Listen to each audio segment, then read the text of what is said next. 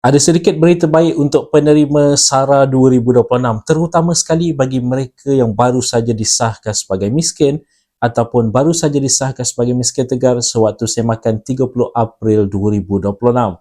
Yang mana semakan menunjukkan tunggakan telah pun dibayar kepada mereka ini, yang mana sepatutnya mereka dah mula terima tunggakan dan amount baru untuk SARA 2026 bermula daripada bulan Julai ini, iaitu pada 1 hari bulan Julai sepatutnya, tapi baru saja dimasukkan tunggakan kepada mereka.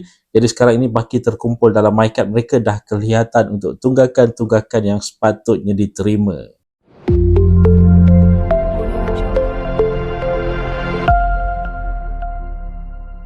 Assalamualaikum, salam sejahtera. Jumpa lagi di channel Herwanebi. Okay guys, pada mereka yang belum lagi subscribe ke channel ini, jangan lupa tekan pada butang subscribe, tekan juga pada butang loceng.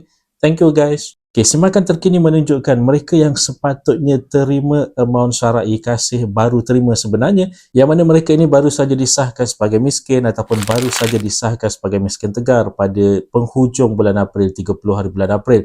Ingat tu, pada penghujung bukan April, bukannya yang baru-baru ini pada 20 hari bulan Julai, tapi yang pada penghujung bulan April, yang mana kalau diikutkan mereka ini terima bayaran baru untuk SARA pada 1 hari bulan Julai, tapi mereka masih lagi menerima amount yang bukan SARA kasih pada 1 hari bulan Julai. Ramai juga yang risau sebenarnya apa yang sedang terjadi, adakah mereka tidak layak dan sebagainya.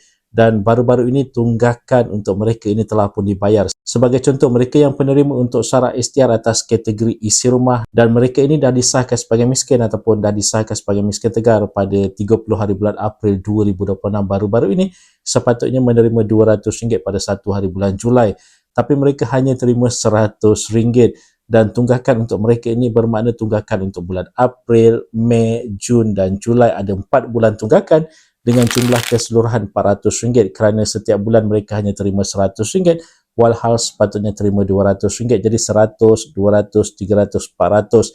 Ada RM400 tunggakan telah pun dimasukkan ke dalam MyCard mereka.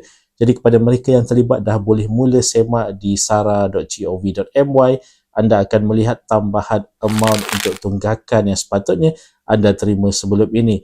Dan harus diingatkan, bermula daripada 1 hari bulan Ogos nanti anda akan mula terima amount SARA kasih. Jadi sebagai contoh isi rumah tadi, daripada menerima RM100 anda akan mula terima RM200. Dan bagi mereka pula yang baru disahkan sebagai miskin ataupun baru disahkan sebagai miskin tegar dalam platform kasih pada 20 hari bulan Julai baru-baru ini, dijangkakan mungkin akan ada kelewatan juga. Mungkin pada 1 hari bulan Ogos ini anda hanya akan terima SARA STR, belum lagi terima SARA kasih. Mungkin di penghujung bulan Ogos nanti anda akan terima baki yang terkurang yang sepatutnya anda terima, dan mungkin pada bulan 9 nanti barulah anda akan mula terima SARA kasih, iaitu RM200 kalau kategori isi rumah. Jadi kepada mereka yang terlibat tu dah boleh mula semak seperti dinyatakan sebentar tadi di sara.gov.my, ataupun anda juga boleh install aplikasi MyKasih untuk mengetahui baki terkumpul terkini dalam MyCard anda beserta dengan tarikh mula program, tarikh berakhirnya program dan sebagainya. Jadi guys, itu dia tadi sedikit sebanyak perkongsian di dalam video pada kali ini. Jika anda ada sebarang komen, sebarang pertanyaan,